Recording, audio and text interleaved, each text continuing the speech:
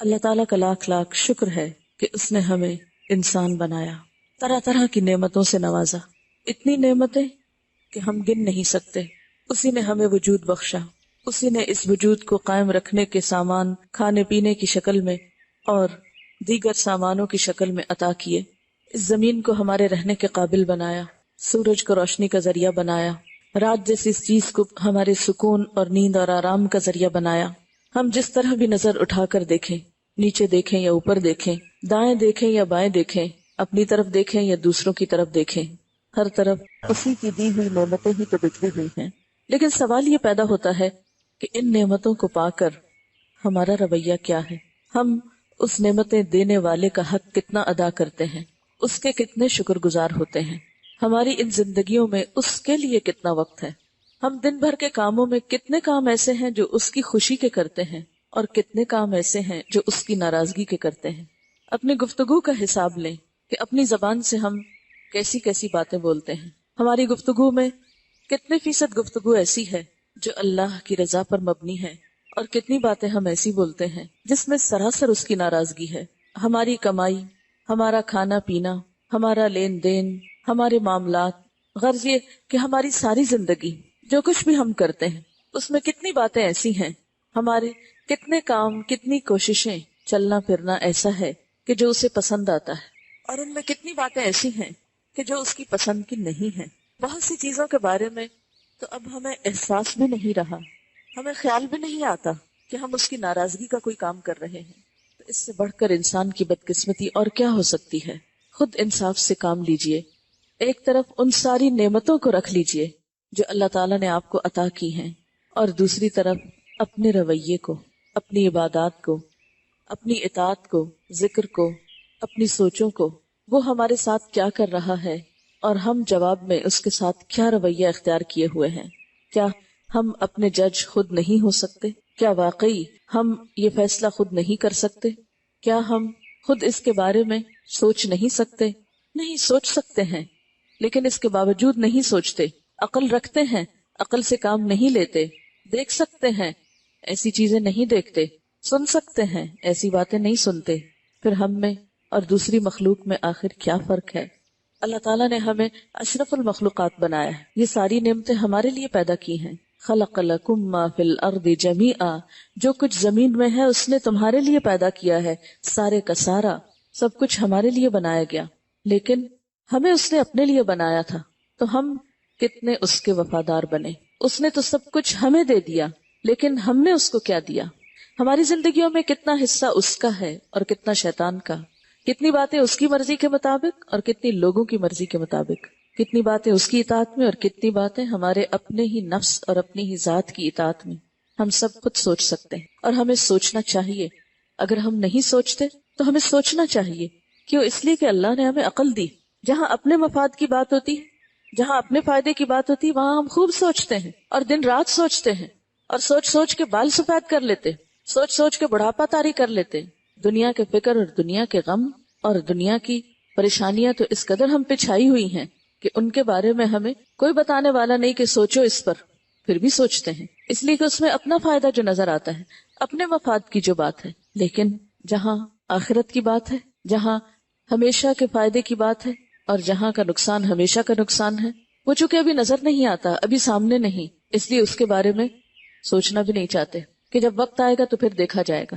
لیکن ایک بات ہم سب کو اچھی طرح جان لینی چاہیے اور مان بھی لینی چاہیے، صرف جاننا ہی کافی نہیں، کہ جب وہ وقت آئے گا تو پھر پلٹنے کا موقع نہ ہوگا، پھر رجوع نہ کر سکیں گے، پھر توبہ نہ کر سکیں گے۔ پلٹنے کا وقت تو آج ہے۔ جس بھی چیز کو ہم سمجھتے ہیں کہ غلط ہے، اور غلطی کے بارے میں ایک اور بات بڑی اہم ہے کہ دوسروں کی غلطی ہمیں بہت جلدی نظر آتی ہے۔ ہمیں سے اکثر لوگوں کا مشغلہ یا شغل یہ ہے کہ وہ صرف دوسروں کی برائیاں چھانتے رہتے ہیں، دوسروں کی غلطیاں چنتے رہتے ہیں، دوسروں میں نقص اور عیب نکالتے رہتے ہیں، دوسروں کی کوتاہیوں پر خوب بات کرتے ہیں، لیکن اپنی طرف دھیان کم ہی جاتا ہے۔ تو بات یہ ہے کہ آج ہم میں سے جو لوگ بھی تھوڑی سمجھ رکھتے ہیں یا زیادہ، وہ سوچیں، تھوڑا وقت ہے یا زیادہ، اس چیز کے لیے نکالیں، غور کریں، اپنا حساب ہم سب خود لیں اور دیکھیں کہ ہم کیا کر رہے ہیں، کون سی باتیں ایسی ہیں جو واقعی ہم سمجھتے ہیں کہ ہم ٹھیک نہیں کر رہے۔ دوسروں کو چھوڑ دیں، اپنے خیر خواہ بنیں، اپنے ساتھ اخلاص برتیں، اپنا جائزہ لیں، اگر لکھنا پڑھنا آتا ہے تو کاپی پین لے لیں اور کسی خالی وقت میں بیٹھ کے ذرا اپنا بھی حساب کر لیں. مال و دولت اور پیسے کا حساب تو خوب لکھتے ہیں، خود نہیں لکھ سکتے تو اکاؤنٹنٹ رکھ لیتے ہیں، اوروں سے لکھواتے ہیں، جمع تفریق خوب کرتے ہیں، لیکن کبھی اپنے گناہوں کا بھی بیٹھ کے حساب لکھنا چاہیے. آج کے دن میں کتنی غیبت کی، آج کے دن میں کتنی الزام تراشیاں کی، آج کے دن میں کتنی بد اخلاقی کی، کتنی بد زبانی کی، آج کے دن میں کتنی ایسی باتیں کی ہیں جو مجھے نہیں کرنی چاہیے تھی، کتنی نمازیں پڑھی ہیں، کتنی نہیں پڑھی جو پڑھنی چاہیے، کیونکہ قیامت کے دن تو پہلا حساب نماز کا ہے، سب سے پہلے پوچھو گے. ہم نے اس کو ایسے مذاق سمجھ رکھا ہے، ہم سمجھتے ہی ایسی مولویوں کی باتیں ہیں، وہ ڈراتے رہتے نماز پڑھا کرو، یہ تو صرف وہ کہتے رہتے ہیں. نہیں، یہ تو اللہ تعالیٰ نے فرمایا، اس کا حکم تو اللہ نے دیا ہے، اور اللہ کے رسول صلی اللہ علیہ وسلم نے بتایا ہے قیامت کے دن پہلا سوال نماز کے بارے میں ہوگا. کتنی نمازیں تھی جو پڑھنی چاہیے اور نہیں پڑھی. زکوٰۃ کا کیا عالم ہے جو فرض بنتا ہے کہ ادا کر دیا ہے. روزے کتنے باقی ہیں. فرائض، حقوق العباد، اپنی ذات کی اصلاح، اپنی زبان کی اصلاح، اپنا اٹھنا بیٹھنا چلنا پھرنا، ان سب چیزوں کے بارے میں ہم میں سے ہر شخص اپنے بارے میں سوچے، اپنا حساب خود لے. اور اگر واقعی اللہ آپ کو نظر دے اپنے بارے میں دیکھنے کی تو پھر صرف شرمندگی کافی نہیں، صرف یہ کہنا کافی نہیں، کیونکہ یہ بھی بہت سے لوگ کہتے رہتے ہیں بڑے گناہگار ہیں، کیا کریں، گناہگار لوگ ہیں، یہ بھی تکلفاً کہہ دیتے ہیں دوسروں کو راضی کرنے کے لیے، حالانکہ وی ڈونٹ مین اٹ، اندر سے نہیں کہہ رہے ہوتے. کیونکہ اگر اندر سے کہہ رہے ہوتے تو گناہ تو ایک گندگی کی طرح ہے. مثلاً اگر میں یہاں بیٹھی ہوں اور کوئی پرندہ اوپر سے گزرے اور بیٹ کر جائے تو میں یہ کہہ کہ ہاں گندگی ہے، گندے ہو گئے، بڑے گندے لوگ ہیں، کیا کریں. نہیں، کبھی بھی ایک لمحے کے لیے نہیں چھوڑوں گی، اٹھ کے فوراً بھاگوں گی کہ نہیں، مجھے صاف کرنا ہے اپنے آپ کو. لیکن کتنے ہی گناہ، کتنی ہی غلطیاں ہمارے دامن عیبدار کیے ہوئے ہیں، لیکن ان کو دھونے اور ان کو صاف کرنے اور ان کو ہٹانے کا ہمیں کچھ بھی فکر نہیں. ان سب کاموں کے لیے ہمیں جو کرنا ہے اس کا نام توبہ ہے. توبہ کا معنی ہوتا ہے پلٹ آنا، واپس آ جانا. اللہ سے جو دور بھاگ رہے ہیں نا، اور اللہ کی نافرمانی میں جو بھاگے چلے جا رہے ہیں، اس سے واپس پلٹنا، لوٹنا، رجوع کرنا. قرآن پاک میں اللہ تعالیٰ فرماتے ہیں قُلْ يَا عِبَادِيَ الَّذِينَ أَسْرَفُوا عَلَىٰ أَنفُسِهِمْ لَا تَقْنَطُوا مِن رَحْمَةِ اللَّهِ إِنَّ اللَّهَ يَغْفِرُ الذُّنُوبَ جَمِيعًا إِنَّهُ هُوَ الْغَفُورُ الرَّحِيمُ. اے میرے بندو، جنہوں نے اپنی جانوں پہ زیادتی کی ہے، تم اللہ کی رحمت سے نا امید نہ ہو جانا. بالیقین اللہ تعالیٰ سارے گناہوں کو بخش دیتا ہے، یقیناً وہ بڑی بخشش اور بڑی رحمت والا ہے. یعنی اللہ تعالیٰ تو بندے کو بخشتا ہے اور بخشنا چاہتا ہے، لیکن کس کو؟ جو اپنی بخشش چاہتا ہو، جسے اپنے گناہوں پہ شرمندگی ہو، جو لوٹ آئے، جو رجوع کر لے. اللہ تعالیٰ ایسے پلٹنے والوں سے محبت کرتا ہے. ان اللہ یحب التوابین ویحب المتطہرین. بے شک اللہ تعالیٰ توبہ کرنے والوں سے اور پاک صاف رہنے والوں سے محبت کرتا ہے. توبہ اندر کی صفائی ہے تو طہارت باہر کی صفائی ہے. اس کو وہ لوگ اچھے لگتے ہیں جو اندر باہر سے صاف ہوں. ہم عام طور پر لوگوں کو کہاں سے جج کرتے ہیں؟ صرف ان کے ظاہری حال حلیے سے، ان کے لباس کپڑے سے. اسی لیے جب ہم چاہتے ہیں کہ کسی کی نگاہوں میں ہماری قدر و قیمت ہو تو ہم اس کے سامنے اچھے سے اچھا لباس پہن کے جانے کی کوشش کرتے ہیں. ہمارا کوئی بھی اوکیزن ہو، کوئی شادی بیاہ ہو، کوئی منگنی ہو، کوئی کچھ ہو، کوئی ڈنر پارٹی ہو، کوئی چیز ہو، سب سے پہلے ہمیں کس چیز کا فکر ہوتا ہے؟ کوئی ہمیں دعوت پہ بلائے، پہلی پریشانی کیا لاحق ہوتی ہم خواتین کو؟ کیا پہن کے جائیں گے؟ وہ فلاں سوٹ پہنیں گے، وہ تو کئی دفعہ پہنا ہوا ہے، لوگ کیا کہیں گے؟ کس کے پاس بس یہی ایک کپڑا ہے.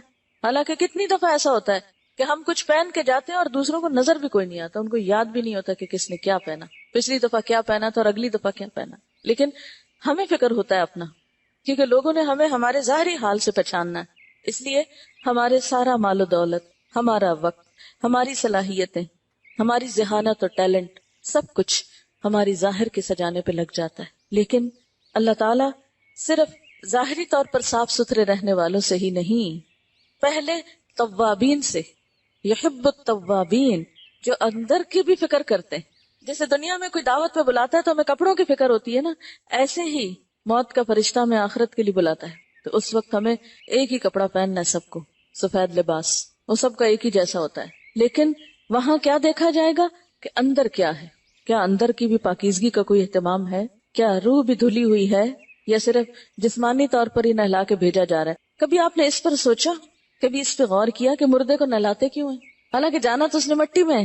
عام طور پر ہم کیوں نہاتے ہیں کہ مٹی لگ گئی ہے، بڑی گرد وغیرہ پڑی ہوئی، نہا لیں. لیکن حیرت کی بات ہے نا، انسان جب فوت ہو جاتا ہے تو اس کو ڈالتے ہم مٹی میں ہے، لیکن اس کے باوجود اس کو مل مل کے نہلاتے ہیں، دھلاتے ہیں، پھر صاف کپڑے پہناتے ہیں، پھر اس کو وہاں جا کے چھوڑ آتے ہیں. کیوں؟ یہ ایک سمبل ہے کہ انسان اللہ کی طرف واپس جا رہا ہے، اور اللہ تعالیٰ کو صفائی پسند ہے. اللہ تعالیٰ کو انسان کی طہارت مر کے بھی اور جیتے ہوئے پسند ہے. حالانکہ جانا مٹی میں ہے لیکن نہا دھو کے جانا ہے. تو جسم تو ہم دھو لیتے ہیں مردے کا، لیکن اس کی روح وہ اس نے خود کتنی دھوئی، اور بعد میں کون اس کی بخشش کی دعائیں مانگتا ہے. اس دھلائی کے لیے کتنے لوگوں کو فکر ہے. اس وقت رشتہ دار کیا کرتے ہیں، وہ اس وقت کھانے پکانے کی فکر میں ہوتے ہیں. مہمانوں کو بٹھائیں کہاں، کون سا کھانا پکائیں، ایک پکائیں کہ دو دیگیں پکائیں، میٹھا پکائیں کہ نمکین پکائیں. اب تیسرے دن کل پہ کیا پکے گا، جمعرات پہ کیا پکے گا، 40ویں پہ کیا پکے گا. ہمیں تو اس وقت یہ فکر ستا رہی ہوتی ہے ہم کیا کھائیں گے اور باقی کیا کھائیں گے، اور بھول جاتے ہیں کہ ہمارا بھی انجام ایک دن وہی ہونے والا ہے. وہ ایک مہمان کو رخصت کر دیا بغیر کھلائے پلائے، اس کو آگے کھانوں کی ضرورت نہیں ہے، اسے آگے اب کسی اور چیز کی ضرورت ہے. لیکن ہم کسی اور چیز کی فکر میں پڑے ہوئے ہیں، کیونکہ ہمیں صرف ظاہری چیزیں نظر آتی ہیں نا، ہم اسی کی فکر کرتے رہتے ہیں. لیکن اللہ تعالیٰ کو کیا پسند ہے؟ ان اللہ یحب التوابین ویحب المتطہرین. اللہ تعالیٰ کو توبہ کرنے والے اور بہت زیادہ توبہ کرنے والے، تواب بہت زیادہ توبہ کرنے والے، بار بار پلٹنے والے. کتنی دفعہ پلٹنے والا؟ جتنی دفعہ غلطی ہو جائے. اور غلطی ہم سے کتنی دفعہ ہوتی؟ بے شمار دفعہ ہوتی. کیوں بار بار پلٹا جائے؟ تاکہ دل پہ بوجھ نہ رہ جائے. ہوتا یہ کہ انسان جب میلا ہوتا ہے نا، عام طور پر بھی ہمارا حال یہ ہوتا ہے نا، جب ہم میلے ہوتے ہیں ہم کہتے ہیں اچھا چلو جھاڑو بھی لگا لیں، وہ بھی لگے، پھر کہتے ہیں اچھا ڈسٹنگ بھی کر لیں، پھر کہتے ہیں سب کچھ کر لیں، ایک ہی دفعہ نہائیں گے. یعنی ایک گندگی کے اوپر دوسری، دوسری پہ تیسری. بالکل اسی طرح کیا ہوتا ہے کہ ہم روحانی اعتبار سے بھی ایک گناہ کر لیتے ہیں، پھر وہ دل پہ بوجھ ہوتا ہے، پھر کوئی اور سامنے آتا موقع وہ بھی کر لیتے ہیں. اچھا ایک ہی دفعہ حج کرنے جائیں گے، توبہ کرائیں گے، اور پھر گناہ پہ گناہ کرتے چلے جاتے ہیں حج کے انتظار میں. حج کس نے دیکھا؟ سب کہاں جا سکتے ہیں حج کو؟ سب تو نہیں جا سکتے. اور جا کے بھی کیا کرتے ہیں ہم وہاں؟ وہ کس قسم کا حج ہوتا ہے؟ یعنی صرف حج پہ جانا ہی تو کافی نہیں ہوتا کہ وہاں سے چکر لگا کے آگے اور سب صاف ہو گیا. نہیں، وہاں جا کے بھی محنت کرنی پڑتی ہے. لیکن افسوس یہ کہ ہم تو وہاں جا کر بھی بازار سے فارغ نہیں ہوتے. ہماری تو جاتے ہوئی فکر یہ ہوتی ہے کہ پیچھے والوں کے لیے کیا لے کے جانا ہے، کس کے لیے کیا لے کے جانا ہے. دنوں ہم اسی کی پلاننگ کرتے رہتے، پہلے خریدنے کے لیے گھومتے رہتے ہیں، پھر لا کے پھر اس پریشانی میں رہتے ہیں اب کس کو کیا دیں، کس کو کیا دیں. نیکیاں تو معلوم نہیں کتنی جمع کر کے لاتے ہیں، لیکن دنیا کے سامان فکر سے جمع کرتے ہیں. ہم سب حج پہ جاتے ہوئے بھی سوچیں کہ کیا جتنی فکر ہمیں دنیا کا سامان لانے کی ہے حج پہ جا کے، اتنی فکر کوئی نیکیوں کے بنڈل اٹھا کے لانے کی بھی ہے، کہ توبہ استغفار کرنے کی بھی ہے. ہم کتنی پلاننگ کر کے جاتے ہیں، یہ اور یہ اور یہ لانا ہے، دوسروں کی فرمائشیں بھی ساتھ لے جاتے ہیں. لیکن ہم میں سے کتنے لوگ ہیں جو یہ سوچتے ہوں کہ میں نے وہاں اپنی عبادت اس طرح کرنی ہے، اپنی نمازیں ایسے پڑھنی ہے، اپنا باقی کام اس طرح کرنا ہے. ان 40 دنوں میں عام طور پہ 40 دن کا ٹرپ ہوتا ہے جو عمومی لوگ جاتے ہیں. ان 40 دنوں میں اپنے ساتھ عہد کر کے جانا ہے، کسی کو میں نے تکلیف نہیں دینی، کسی کو ساتھ لڑائی جھگڑا نہیں کرنا. قرآن پاک میں آتا ہے فَمَنْ فَرَضَ فِيهِنَّ الْحَجَّ فَلَا رَفَثَ وَلَا فُسُوقَ وَلَا جِدَالَ فِي الْحَجِّ، کہ جو ان مہینوں میں حج اپنے اوپر فرض کرے، نہ وہ کوئی بے حیائی کی بات کرے اور نہ ہی کوئی گناہ کی بات کرے اور نہ ہی کوئی جھگڑے کی بات کرے. لا رفث ولا فسوق، کوئی گناہ نہیں، ولا جدال، اور نہ کوئی جھگڑا. ابھی لوگ حج سے واپس آئے تو ہماری ایک شاگرد بھی گئی تھی، تو انہوں نے آ کے اتنی افسوسناک بات بتائی کہ جس گروپ کے ساتھ وہ تھی، کہتی ہر وقت کسی نہ کسی بات پہ جھگڑا ہوتا رہتا.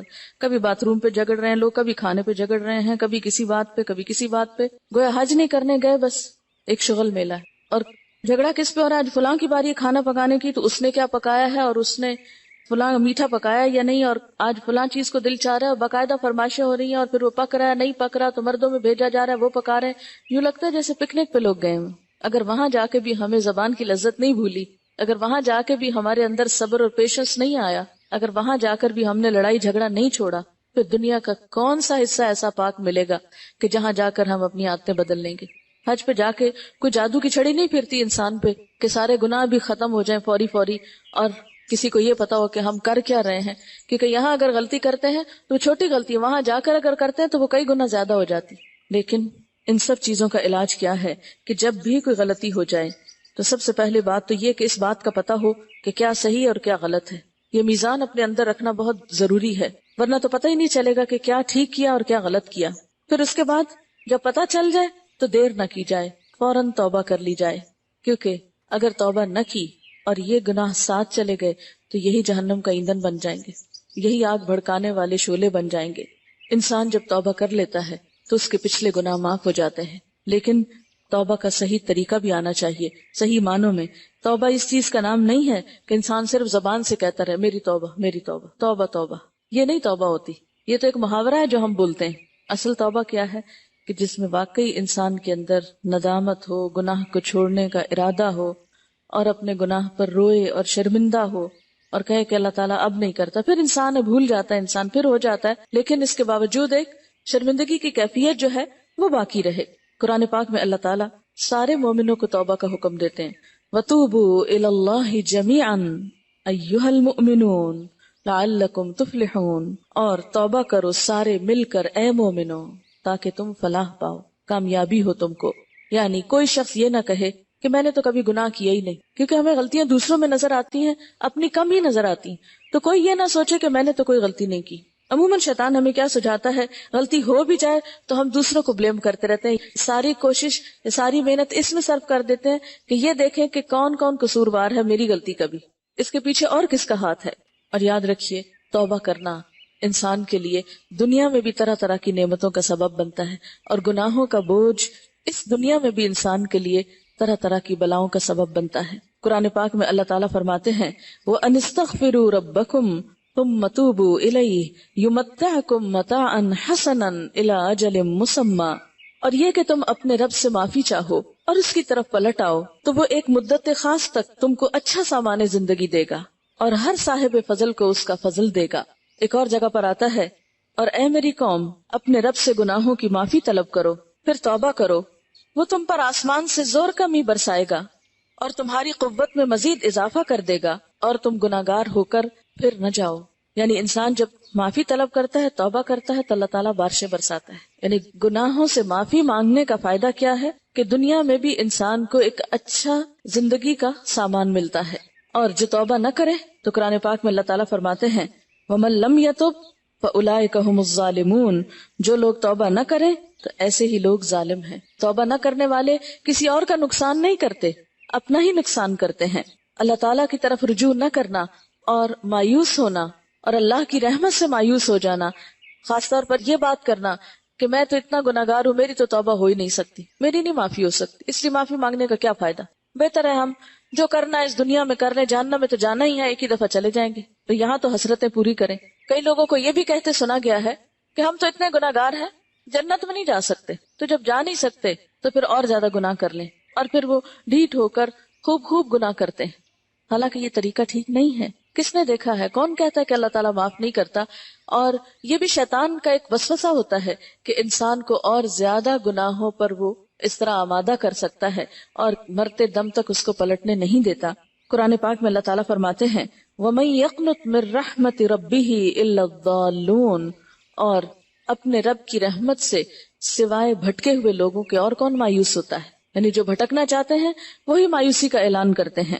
ایک اور جگہ پر فرمایا إِنَّهُ لَا يَيْأَسُ مِن رَّوْحِ اللَّهِ إِلَّا الْقَوْمُ الْكَافِرُونَ، کہ اللہ کی رحمت سے کافر لوگ ہی مایوس ہوا کرتے ہیں۔ ابن مسعود بیان کرتے ہیں کہ نبی صلی اللہ علیہ وسلم نے فرمایا بڑے بڑے گناہ یہ ہیں اللہ کے ساتھ شرک کرنا، اللہ کی تدبیر سے نڈر رہنا، اور اللہ کی رحمت سے آس توڑ بیٹھنا، اس کی رحمت سے مایوس ہو جانا۔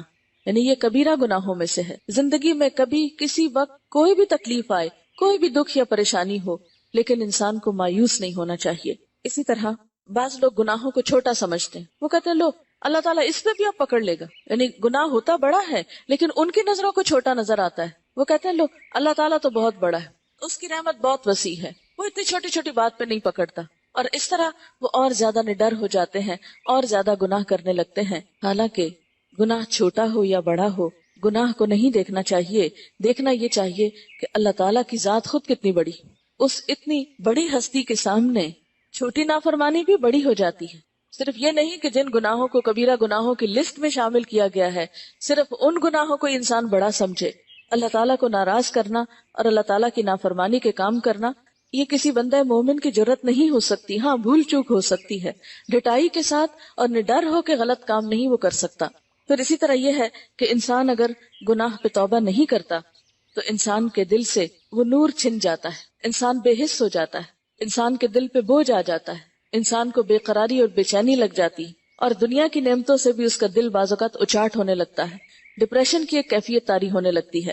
ابن قیم کہتے ہیں گناہوں کے نقصان میں کہ جو گناہ ہوتا ہے اس کی وجہ سے انسان علم سے محروم ہو جاتا ہے، دل بے چین ہو جاتا ہے، کاموں کا گراں بار ہو جانا ہوتا ہے، یعنی کوئی کام ہو کے نہیں دیتا۔ اسی طرح اطاعت سے محروم ہوتا ہے، یعنی اللہ تعالیٰ کی اطاعت کو دل نہیں چاہتا، زندگی سے برکت اٹھ جاتی ہے، نیکی کی توفیق میں کمی ہو جاتی، سینے میں گھٹن ہوتی، برائیاں جنم لینے لگتی، گناہوں کا عادی ہوتا ہے انسان۔ گناہگار کا اللہ اور لوگوں کے ہاں بے وقت ہو جانا، یعنی اس کی کوئی قدر و قیمت نہیں ہوتی، کوئی عزت نہیں ہوتی، اس پہ انسانوں کے علاوہ جانوروں کی بھی لعنت ہوتی، اس کے دل پہ مہر لگ جاتی، وہ ملعون ہو جاتا ہے، اس کی دعائیں قبول نہیں ہوتی، بحر بر میں فساد پھیل جاتا ہے، غیرت سے محروم ہو جاتا ہے، شرم و حیا اڑ جاتی ہے اس انسان کی، نعمتوں کا زوال ہونے لگتا ہے، مشکلات کا نزول ہونے لگتا ہے، دل پہ غیروں کا روب بیٹھنے لگتا ہے، انسان شیطان کے شکنجے میں آ جاتا ہے، دنیا میں برا انجام ہوتا ہے اور آخرت میں دردناک عذاب ہوتا ہے۔ تو گناہ خواہ چھوٹا ہو یا بڑا، فوراً اس سے توبہ کر لینی چاہیے تاکہ اس کی یہ خباثتیں جو ہیں وہ انسان کی زندگی میں نظر نہ آئیں یا شامل نہ ہوں۔ اور ہمیشہ اس بات کا یقین رہنا چاہیے کہ اللہ تعالیٰ کی رحمت ہر چیز پہ چھائی ہوئی ہے، اس کے لیے انسان کو معاف کرنا کچھ مشکل کام نہیں ہے۔ قرآن پاک میں آتا ہے وَرَحْمَتِي وَسِعَتْ كُلَّ شَيْءٍ، میری رحمت ہر چیز پہ چھائی ہوئی۔ لیکن اگر کوئی بندہ خود ہی اس کی طرف رجوع نہ کرے تو بندے کا اپنا قصور ہے۔ مثلاً آپ کو پیاس لگی، آپ پیاسے ہیں، پانی رکھا ہے، اگر آپ ہاتھ اٹھا کے نہیں پیتے تو آپ کی اپنی بد نصیبی ہے، پانی تو موجود ہے۔ اسی طرح جب یہ فرمایا کہ رحمتی وسعت کل شیء، کل شیء، ہر چیز پر اللہ کی رحمت چھائی ہوئی ہے، یعنی ہر جگہ موجود ہے۔ اگر کوئی شخص خود ہی اس کو حاصل نہیں کرتا، خود اس کو ڈیزرو نہیں کرتا، خود اس کی طرف نہیں بڑھتا تو یہ اس کی اپنی بد نصیبی ہے، اللہ تعالیٰ کا تو کچھ بھی نقصان نہیں۔ ایسے شخص کے لیے تو پھر اللہ تعالیٰ کی ناراضگی ہی ناراضگی ہے۔ پھر اسی طرح ایک حدیث میں آتا ہے، آپ صلی اللہ علیہ وسلم نے فرمایا، اللہ تعالیٰ فرماتے ہیں جسے یقین ہو گیا کہ میں گناہ معاف کرنے پہ قادر ہوں تو میں اس کے گناہ معاف کر دیتا ہوں، اور مجھے قطعاً پرواہ نہیں بشرطے کہ اس نے میرے ساتھ شرک نہ کیا ہو۔ یعنی شرک کا گناہ معاف نہیں ہوتا جب تک کہ انسان معافی مانگے نہ۔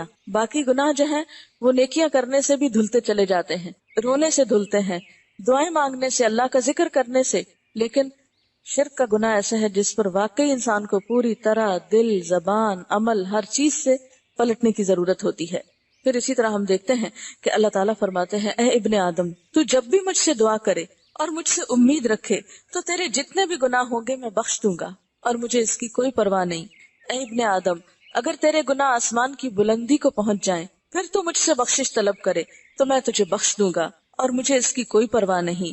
اے ابن آدم، اگر تو زمین بھر گناہ لے آئے پھر مجھے اس حال میں ملے کہ تو نے میرے ساتھ شرک نہ کیا ہو تو میں اتنی ہی مقدار میں تجھے بخشش سے نواز دوں گا۔ لیکن شرط یہ کہ انسان لوٹے، رجوع کرے اور آئندہ نیک زندگی گزارنے کا عہد کرے۔ پھر اسی طرح یہ ہے کہ بعض لوگ اس لیے توبہ نہیں کرتے کہ وہ کہتے ہیں ہمیں پتا ہے ہم نے توبہ پہ قائم نہیں رہنا، اس لیے کیا فائدہ توبہ کرنے، اس طرح شرمندگی ہوتی ہے بار بار اللہ تعالیٰ سے مانگے۔ تو بات یہ ہے کہ یہ بھی ڈٹائی کی ایک قسم ہے، ایسا کرنا بھی اللہ تعالیٰ کو پسند نہیں۔ آپ کو کیا معلوم کہ آپ اللہ کی طرف رجوع کریں اور اللہ تعالیٰ اس کے بدلے آپ کے دل میں نیکی کی ایسی محبت پیدا کر دے کہ پھر آپ جب نیکی کے راستے پہ چلیں تو اور راستے کھلتے چلے جائیں، آگے سے آگے بڑھتے چلے جائیں۔ آخر دنیا میں کتنے ہی ایسے لوگ ہیں جو وہ گناہ نہیں کرتے جو مثلاً آپ کرتے ہیں، اگر ان کو اس گناہ میں کوئی رغبت نہیں اور آپ کو اس گناہ میں رغبت ہے تو اللہ کی طرف رجوع تو کریں، اللہ سے دعا تو کریں، کیونکہ دل تو اللہ کے ہاتھ میں ہے، وہ جس چیز کی چاہے نفرت ڈال دے اور جس چیز کی چاہے محبت ڈال دے۔ اگر ایک وقت میں ہمارے دل میں گناہوں کی محبت بیٹھی ہوئی ہے یا گناہوں کی یا حرام چیز کی لذت ہمارے دل پہ چھائی ہوئی ہے تو دوسرے وقت میں اللہ تعالیٰ اس سے نفرت بھی ہمارے دل میں ڈال سکتے ہیں، کیونکہ دل تو بدلتے رہتے ہیں۔ کتنی ہی چیزیں ایسی ہیں کہ آپ کی زندگی میں آئیں اور چلی گئیں، کتنی ہی چیزیں ایسی ہیں کہ جن کے لیے آپ دن رات سوچتے تھے، جن پہ آپ مرتے تھے، جن کے لیے آپ سمجھتے تھے کہ اگر وہ نہ ہوئی چیز زندگی میں تو شاید زندگی گزارنا مشکل ہو، لیکن پھر ایسا وقت بھی آیا کہ اس چیز کے بغیر بھی زندگی نارمل ہو گئی اور ہو جاتی ہے۔ کتنے ہی عزیز پیارے ہوتے ہیں جو دنیا سے چلے جاتے ہیں، جب وہ جاتے ہیں تو انسان سوچتا ہے کہ ان کے بغیر ہم زندہ کیسے رہیں گے، لیکن ایک وقت آتا ہے کہ انسان زندہ رہتا ہے۔ اسی طرح کتنی ہی چیزیں ایسی ہیں کہ جن کو انسان اپنی زندگی میں برداشت کرتا ہی نہیں، کرنا چاہتا ہی نہیں، اس کے لیے کچھ سننا چاہتا ہی نہیں، لیکن پھر کیا ہوتا ہے، اللہ تعالیٰ انہی چیزوں کے دل میں محبت بھی ڈال دیتا ہے۔ اہل مکہ آپ صلی اللہ علیہ وسلم کی جان کے دشمن تھے، دشمنی اس حد کو بڑھی کہ آپ صلی اللہ علیہ وسلم کو وہ جگہ چھوڑنی پڑی، مکہ سے ہجرت کرنا پڑی. لیکن ایک وقت آیا کہ آپ صلی اللہ علیہ وسلم واپس پلٹے، مکہ فتح ہوا، آپ نے اپنے دشمنوں کو معاف کیا، اور جو ہی معاف کرنا تھا کہ وہی لوگ آپ کے جانثار ساتھی بن گئے اور آپ کے ساتھ مل کر دشمنوں کے خلاف جنگ کرنے والے بن گئے. اس سلسلے میں ایک مشہور واقعہ ہے ثمامہ بن اسال کا. وہ آپ صلی اللہ علیہ وسلم سے بہت دشمنی رکھتا تھا. ایک موقع پہ پکڑا گیا، قید کیا گیا. آپ نے اس کو پیغام بھیجا کہ تم مسلمان ہو جاؤ. تو اس نے کہا کہ آپ نے ایک ایسے شخص کو قید کیا ہے کہ جو اگر آپ اس کے ساتھ احسان کریں تو وہ احسان کا ماننے والا ہے، اور اگر آپ اس کے ساتھ زیادتی کریں تو وہ بدلہ لینے کے قابل ہے، اس کے پیچھے اس کی قوم ہے. تو ایسے موقع پر آپ صلی اللہ علیہ وسلم نے اس کو معاف کر دیا، اور جو معاف کیا تو وہ شخص گیا نہا کر واپس آیا اور کہنے لگا کہ اللہ کے رسول صلی اللہ علیہ وسلم، اس سے پہلے کوئی شخص دنیا میں آپ سے بڑھ کر مجھے مبغوض نہ تھا، اور اب آپ سے بڑھ کر کوئی شخص مجھے محبوب نہیں. کس وجہ سے؟ کہ آپ نے اس کو معاف کر دیا تھا. تو اللہ تعالیٰ ان لوگوں کو معاف کر دیتے ہیں کہ جو دوسروں کو معاف کر دیتے ہیں، اور جب انسان اپنے دشمنوں کو معاف کرتا ہے تو ایسے موقع پر دشمن بھی دوست بن جاتے ہیں. اسی طرح جب انسان اللہ تعالیٰ سے معافی مانگتا ہے تو آج ایک وقت ایسا ہے کہ ایک انسان گناہوں میں ڈوبا ہوا ہے، اور کل دوسرے وقت میں جب وہ ان گناہوں سے پاک ہوتا ہے، اللہ تعالیٰ معاف کر دیتے ہیں، تو اسی انسان کے دل میں نیکی کی ایک محبت پیدا ہو جاتی ہے. کیا ہم نہ چاہیں گے کہ ہمارے دل بھی گناہوں سے پاک ہوں اور ان میں اللہ تعالیٰ کی محبت پیدا ہو؟ کیا اس زندگی میں سکون ہے جس میں ہم گناہوں کے بوجھ تلے لدے ہوئے ہوں، یا وہ زندگی پرسکون ہے کہ جب ہم اللہ تعالیٰ سے راز و نیاز کر سکتے ہوں، ہمارے دل اس کے قریب ہوں، وہ ہم پر اپنی رحمت کی نظر ڈالتا ہو؟ اور اس کا راستہ ایک ہی ہے کہ ہم پلٹتے رہیں، رجوع کرتے رہیں اور بار بار رجوع کرتے رہیں. اور جو شخص رجوع کرتا ہے، دن میں رجوع کرتا ہے، تو اللہ تعالیٰ دن میں اس کو معاف کر دیتے ہیں. اور اگر کوئی شخص رات میں پلٹتا ہے تو اللہ تعالیٰ رات کے اس کے گناہ معاف کرتے ہیں. ہم انسان ہیں نا، جب انسانوں سے کام پڑتا ہے تو کبھی دن میں وہ مصروف ہوتے ہیں، رات میں وہ سو رہے ہوتے ہیں، لیکن اللہ تعالیٰ فَلَا تَأْخُذُهُ سِنَةٌ وَلَا نَوْمٌ، نہ اس کو نیند آتی ہے نہ اونگ آتی ہے. جس وقت بھی، جس لمحے بھی کوئی دل میں یا اونچی آواز میں، سرگوشیوں میں، یا پکار کر، رو کر، یا چپکے جس بھی طرح سے انسان اللہ تعالیٰ سے معافی مانگے، اللہ تعالیٰ بندے کو معاف کرتا ہے. لیکن یہ ہمارے اپنے اوپر ہے کہ ہمارے دل میں اس بات کا کتنا احساس ہے، ہمارے دل میں اللہ تعالیٰ کے بارے میں کس قسم کے گمان ہیں، ہم اس کی طرف کس طرح لوٹنا چاہتے ہیں. اور اللہ تعالیٰ کا وعدہ ہے کہ بندہ اگر ایک قدم میری طرف آئے تو میں 10 قدم اس کی طرف جاتا ہوں، اگر وہ ایک ہاتھ میری طرف آئے تو میں 10 ہاتھ اس کی طرف جاتا ہوں، وہ چل کر آئے تو میں دوڑ کر اس کی طرف آتا ہوں. لیکن پہلا قدم ہم ہی کو اٹھانا ہوگا، ہمیں پلٹنا ہوگا. اب یہ ہے کہ توبہ کی کس طرح جاتی ہے. توبہ کرنے کے لیے یہ ضروری نہیں ہے کہ آپ کسی انسان کے سامنے بیٹھ کر اپنے گناہوں کا ذکر کریں. جیسے کرسچینٹی میں تو ایسا ہوتا ہے کہ انسان انسانوں کے سامنے کنفیس کرتا ہے، ان کے ہاں چرچ میں باقاعدہ کنفیشن کا عمل ہوتا ہے. ایک دفعہ فرانس میں مجھے دیکھنے کے لیے ایک چرچ میں جانے کا اتفاق ہوا کہ ان لوگوں کی عبادت کے طریقے کیا ہیں، یا یہ یہاں پر اندر کیا کرتے ہیں. تو میں نے دیکھا کہ ایک طرف کچھ شیشے کے کیبن بنے ہوئے تھے اور اس میں لال سا ڈریس پہن کر ان کا مذہبی رہنما بیٹھا ہوا تھا، اور ان میں سے ایک کیبن میں ایک شخص اپنے ایسے مذہبی رہنما کے پاس بیٹھا ہوا تھا. تو میں نے کسی سے پوچھا کہ یہاں کیا ہو رہا ہے، یہ شخص اس چھوٹے سے کیبن میں بیٹھ کے کیا کر رہے ہیں، یہ لوگ کیا کر رہے ہیں یہاں پر. تو انہوں نے بتایا کہ یہ شخص آیا ہے اپنے گناہوں کی معافی کے لیے، اور یہ سارے گناہوں کا اقرار اس اپنے مذہبی رہنما کے آگے کر رہا ہے، پھر وہ اس کو ایک سرٹیفکیٹ دے گا، پروانہ دے گا، جس سے اس کا گناہ معاف ہو جائے گا. لیکن الحمدللہ اللہ تعالیٰ نے ہمیں انسانوں کا محتاج نہیں بنایا کہ ہم کسی مسجد میں جا کے کسی مولوی صاحب کے آگے اپنے سارے گناہ کا یا اپنی ساری برائی کا پہلے حساب کتاب دیں اور پھر ان کے ہاتھ سے پرچہ لیں کہ ہاں تمہارے لیے اب جنت لازم ہو گئی ہے. نہیں، ان اللہ یغفر الذنوب جمیعا، اللہ تعالیٰ سارے گناہ معاف کر سکتا ہے، ساری طاقت اس کے ہاتھ میں ہے. بلکہ ہمارے لیے تو یہ حکم ہے کہ ہم گناہوں کی تشہیر نہ کریں، یعنی گناہ کرنا برا ہے تو اس کی تشہیر اس سے بھی زیادہ برا کام ہے. قرآن پاک میں آتا ہے کہ ان الذین یحبون ان تشیع الفاحشۃ، بے شک وہ لوگ جو پسند کرتے ہیں کہ بے حیائی پھیلے، فی الذین آمنوا، ان لوگوں میں جو ایمان لائے، ان کے لیے دنیا اور آخرت میں رسوائی ہے اور دردناک عذاب ہے. تو اللہ تعالیٰ کو یہ بات پسند نہیں کہ ہم اپنے گناہوں کی تشہیر کریں. یعنی مثلاً اگر کسی شخص کی صبح آنکھ نہیں کھلی، نماز رہ گئی اس کی، تو اس کو یہ نہیں کرنا چاہیے کہ ہر جگہ بیٹھ کے کہ آج میں نے صبح کی نماز نہیں پڑھی. ایسا کہنا منع ہے. کیوں؟ اس لیے کہ آج تم کہو گے کسی کو میں نے نماز نہیں پڑھی، میں نے نماز نہیں پڑھی، دوسرا بھی سن کے عادی ہو جائے گا کہ اچھا اگر فلاں کی رہ گئی اور میری رہ گئی تو کیا ہوا، فلاں کی بھی تو رہ گئی تھی نا. ہم بہت سے غلط کام کب کرتے ہیں، کب دلیر ہوتے ہیں غلط کام کرنے کو؟ جب ہم دوسروں کو دیکھتے ہیں کہ وہ غلط کام کریں. تو اس لیے گناہوں کا ذکر بھی برا ہے. اس کا یہ مطلب نہیں کہ انسان چھپ کے گناہ کرنا شروع کر دے یا غلط کام کرنا شروع کر دے. نہیں، اللہ تعالیٰ تو عالم الغیب والشہادہ ہے، حاضر اور غائب ہر چیز کا جاننے والا ہے. اس کے لیے تو سب برابر ہے. وہ چھپے بھی دیکھتا ہے، کھلے بھی دیکھتا ہے، اندھیرے میں بھی دیکھتا ہے اور روشنی میں بھی دیکھتا ہے. اس کے لیے تو کچھ بھی مشکل نہیں. لیکن ہمارے لیے کیا ضروری ہے کہ ہم اس کی طرف پلٹیں اور رجوع کریں. اس بات کا سب سے پہلے احساس کرنا ضروری ہے کہ جو غلطی ہے وہ غلطی ہے، وہ غلطی کے ہی خانے میں لکھی جا رہی ہے، وہ نیکی کے خانے میں نہیں لکھی جا رہی. برائی برائی ہے، خواہ ہم اس کو کتنا بھی خوبصورت نام دیں، کیونکہ شیطان کا کام یہ ہے کہ وہ انسان کے برے اعمال کو خوبصورت بنا کے پیش کرتا ہے. زین لہم الشیطان اعمالہم، بار بار قرآن پاک میں آتا ہے کہ شیطان نے انسانوں کو برے کام ان کے خوشنما بنا کے دکھائے، اتنا خوبصورت بنا دیا ہے کہ انسان کو برائی برائی لگتی ہی نہیں. لیکن جب ہم اللہ تعالیٰ کی کتاب پڑھتے ہیں، قرآن پاک پڑھتے ہیں، اچھی مجلسوں میں جاتے ہیں تو ہمیں اپنے گناہ یاد آنے لگتے. ہم نماز میں کھڑے ہوتے ہیں، ہمیں شرمندگی ہوتی ہے. اس وقت اگر ہم اپنے ضمیر کی آواز پہ کان دھر لیں اور برائی کو برا مانیں، یقین کریں کہ یہ بری ہے، تو ہماری روح کانپ اٹھے، ہمارے جسم میں جھرجھری لگ جائے، یعنی جرجری آ جائے ایک دم کہ واقعی ہم نے برا کیا ہے. تو اس جرجری لانے کی ضرورت ہے، گناہ کے شدید احساس کی ضرورت ہے. ابن مسعود فرماتے ہیں مومن اپنے گناہوں کو یوں سمجھتا ہے جیسے وہ ایک پہاڑ کے نیچے بیٹھا ہو اور ڈرتا ہو کہ کہیں اس کے اوپر گر نہ پڑے، اور فاجر اپنے گناہوں کو ایسا سمجھتا ہے جیسے ایک مکھی ہو جو اس کی ناک پہ بیٹھ گئی ہو. پھر انہوں نے اپنے ہاتھ کے اشارے سے بتایا کہ اس نے اس طرح کر کے مکھی کو اس سے اڑا دیا، اسے پرواہ ہی نہیں. یعنی مکھی بھی ایک گندی چیز ہے نا، تو مکھی آ کے بیٹھی تو اس نے کیا کیا، بس ٹھیک ہے ہٹا دی، احساس نہیں کہ وہ یہاں کو جراثیم بھی چھوڑ گئی ہے. تو مومن جو ہے وہ اپنے گناہوں کو پہاڑ جتنا سمجھتا ہے کہ یہ میرے پہ گر گیا تو میں تو ختم ہو جاؤں گا.